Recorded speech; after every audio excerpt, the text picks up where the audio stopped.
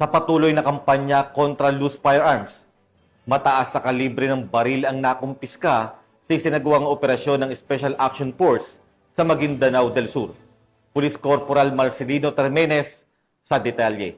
Arestado ang suspect na sina alias Bin Laden at Ibrahim sa pinagsanib na operasyon ng 42nd Special Action Company, 4th Special Action Battalion at 81st Special Action Company, Rapid Deployment Battalion ng PNP SAF at Criminal Investigation and Detection Group, Cotabato City Field Unit, kasama ang iba pang unit ng PNP sa Barangay Metadato, Unsay Ampatuan, Maguindanao del Sur sa matagumpay na operasyon. Ang operasyon ay sinagawa laban sa mga sospek bilang bahagi ng kampanya kontra loose firearms at paglabag sa Republic Act 10591 o Comprehensive Law on Firearms and Ammunition Regulation Act. Nasamsam mula sa operasyon ang 4 na 5.56mm rifles, isang Ford na sasakyan at isang bagahe. Nasa kustodiya ngayon ng CIDG Cotabato City Field Unit ang mga naarestong sospek at nakumpiskang ebidensya para sa wastong dokumentasyon at disposisyon.